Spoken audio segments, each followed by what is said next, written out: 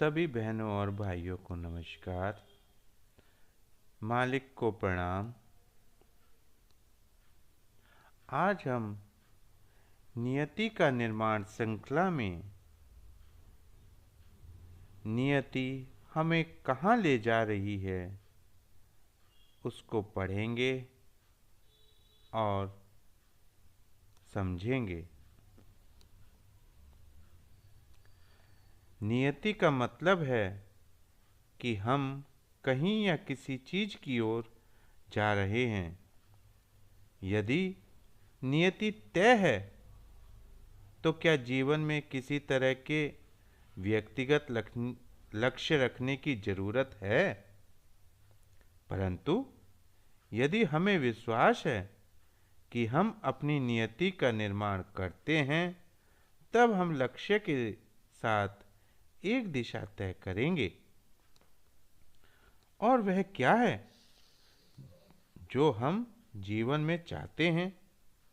हर तरह की पृष्ठभूमि और संस्कृतियों के लोगों से प्राप्त सबसे आम उत्तर तो बस यही है: खुशी, संतोष और प्रेम।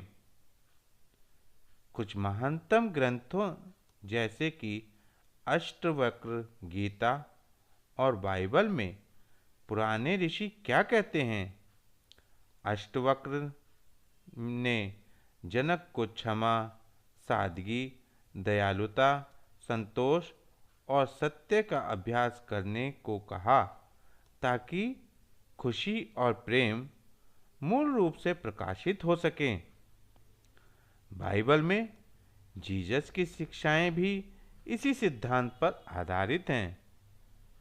खुशी, संतोष और प्रेम कैसे आता है?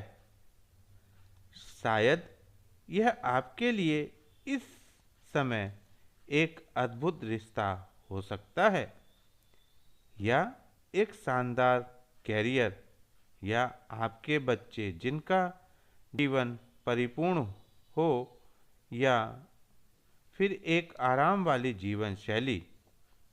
फिर भी आप जानते हैं कि यदि आपके पास बाकी सब कुछ हो तो भी शांति और संतोष के बिना कभी भी खुश नहीं होंगे।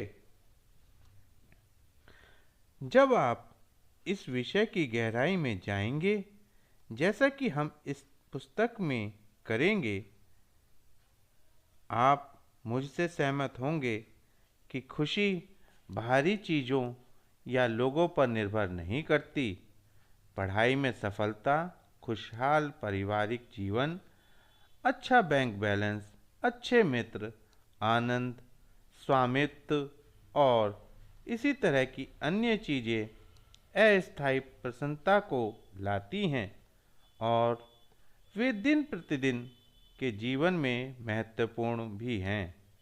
लेकिन चिरस्थायी खुशी निश्चित नहीं करती। क्यों? क्योंकि ये सभी अकाल्पनिक हैं। जब वे चली जाती हैं तो खुशी भी गायब हो जाती है। दूसरों को यह तय करने देना कि आप किस तरह खुश या नाखुश होंगे, यह जीवन जीने का समझदारी भरा तरीका नहीं है। इसलिए खुशी के बाहरी स्रोतों पर निर्भरता को किसी और ज़्यादा स्थायी चीज़ से बदल देना चाहिए। चिरस्थायी खुशी पाने के लिए हमें अपने भीतर गहराई तक देखना होगा। यह सब हमारे भीतरी और बाह्य जीवन में संतुलन की बात है।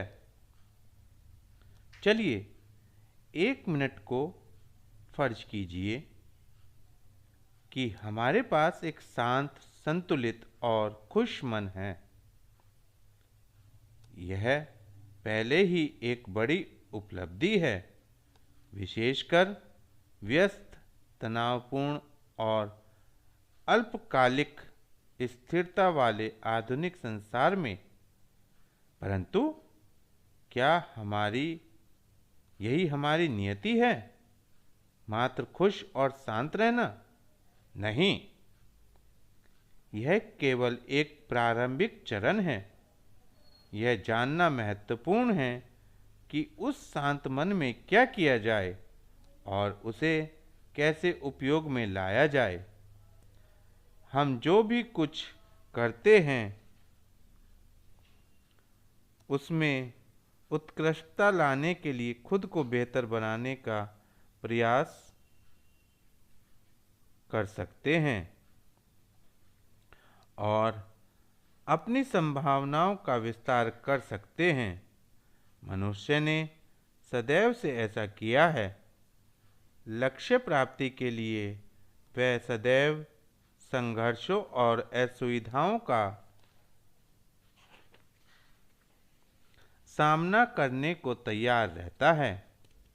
वह चाहे किसी ओलंपिक का स्वर्ण पदक विजेता हो, कोई महान वायलिन वादक हो या चलने का प्रयास कर रहा एक छोटा बच्चा। कोई भी व्यक्ति जिसके जीवन में कभी भी कोई लक्ष्य या उद्देश्य रहा हो, वह यह जानता है जो कुछ भी हम पाना चाहते हैं उसके लिए संघर्ष करते हैं। संतोष प्राप्त नहीं, जो हमें पसंद है उसमें श्रेष्ठ बनने के लिए हम संघर्ष करते हैं और बेहतर बनते हैं। जीवन का मतलब यही है, क्रमिक विकास। प्रत्येक जीवन किसी न किसी प्रकार का क्रमिक विकास है। यह बुद्धिमत्ता, कौशल और मनोभावों अभिव्यक्तियों के विकास के रूप में हो सकता है। आविष्कार और खोज भी क्रमिक विकास का ही उदाहरण है। यहाँ तक कि असफलताओं और संघर्षों से भरा जीवन भी हमें बहुत कुछ सिखाता है और भावी विकास की ओर ले जाता है। हम इसका निर्णय नहीं कर सकते। हम केवल बाद में यही समझ पाते हैं कि हमारी असफलताओं ने हमें बुद्धिमान बनाया। पर हम यह जरूर जानते हैं कि श्रेष्ठ बनने की यह स्वाभाविक, यहाँ तक कि असफलताओं और संघर्षों से भरा जीवन भी हमें बहुत कुछ सिखाता है और भावी विकास की ओर ले जाता है। हम इसका निर्णय नहीं कर सकते। हम केवल बाद में समझ पाते हैं कि कैसे हमारी असफलताओं ने हमें बुद्धिमान बनाया। पर हम यह जरूर जानते हैं कि श्रेष्ठ बनने की यह स्वाभाविक प्रवृत्ति और अपनी सीमाओं से परे जाकर अज्ञात की ओर बढ़ना मानव होने का उदाहरण है। जीवन का उद्देश्य क्या है? ऐसे प्रश्न पूछना अपने आप में यह बताता है कि हम में वह तड़प है। होमो सेपियंस का मतलब है बुद्धिमान मनुष्य। यहाँ तक कि शब्द मैन बहुत संस्कृत के शब्द मनस अर्थात मन से आता है। हम अपने भौतिक शरीर से ज़्यादा अपने मन से अपनी पहचान स्थापित करते हैं। यदि कोई कहता है, क्या हुआ, तुम्हारा चेहरा भयानक लग रहा है, तो आपको बुरा लगेगा। परंतु आपको तब और भी बुरा लगेगा यदि वह कहे, तुम्हारा दिमाग खराब हो गया है, तुम बेवकूफ़ हो। हमारा अहंग हमारी मानसिक दशा के अपमान से कहीं अधिक चोटिल होता है। यही कारण है कि मानसिक बीमारी शारीरिक रोग से कहीं बड़ा कलंक मानी जाती है। सेंजोफेनिया के मुकाबले डायबिटीज़ कहीं अधिक स्वीकार्य है। यद्यपि दोनों ही स्वास्थ्य संबंधी गंभीर समस्याएं हैं। अप्रैल 2017 में विश्व स्वास्थ्य संगठन ने घोषणा की थी कि आजकल संसार में बीमारी का सबसे प्रमुख कारण मानसिक अवसाद है। उस समय करीब 30 करोड़ लोग मानसिक अवसाद से ग्रसित थे। इसके मायने क्या हैं? इसका मतलब है कि बहुत बड़ी संख्या में लोग नाखुश हैं। वे जीवन में और अधिक सकारात्मक और आनंदपूर्ण उद्देश्य चाहते हैं। हम मानव इतिहास के ऐसे नाजुक दौर पर आ पहुँचे हैं जहां हमें मानसिक अवसाद की ओर ले जाने वाली जटिलताओं पर ध्यान देना ही होगा। यदि अपनी परिस्थिति का परीक्षण करें तो पाते हैं कि एक तरफ हम स्वयं को धन संपत्ति, जायदाद, मौज मस्ती, संतुष्टि और सफलताओं की इच्छाओं की तरफ खींचने देते हैं, वहीं दूसरी ओर यह भी जानते हैं कि हल्कापन, प्रसन्नता और प्रेम हमें किसी उच्चतर चीज की ओर ले जाते हैं। वस्तुतः किसी उच्चतर उद्देश्य की ओर हमारी स्वाभाविक प्रवृत्ति हमारे अधिकांश व्यवहार को प्रेरित करती है। उदाहरण के लिए, प्रेम हमारे लिए इतना महत्वपूर्ण क्यों है? प्रेम में डूबा व्यक्ति उछलता कूदता चलता है। माँ का प्यार एक शिशु के लिए उतना ही महत्वपूर्ण है जितना कि अच्छा पोषण।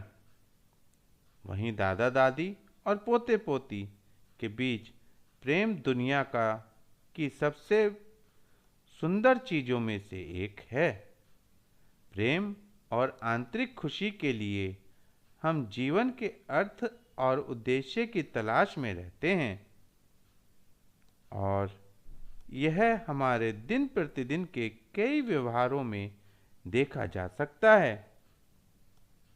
उदाहरण के लिए, क्यों हम उचित या अनुचित किसी भी तरीके से अपने नीरस अस्तित्व से बचना चाहते हैं? क्यों बच्चे संसार को आश्चर्य भाव से देखते हैं? क्यों बड़े अभी भी दिवा स्वप्न देखना पसंद करते हैं? ये सारी चीज़ें अस्तित्व के एक भिन्न स्तर से अंतर संबंध के खोज की सूचक हैं। यह भिन्न स्तर वह आध्यात्मिक आयाम है जो मनुष्य होने के नाते हमारे जीवन का हिस्सा है। इस जीवन के दौरान और इसके परे हमारी नियति की तस्वीर में भी यह महत्वपूर्ण है, परंतु हम अपने भविष्य पर कितना प्रभाव रख सकते हैं? क्या यह हमारे लिए पहले ही बना दिया गया था, या हम जीवन में इसकी दिशा तय कर सकते हैं?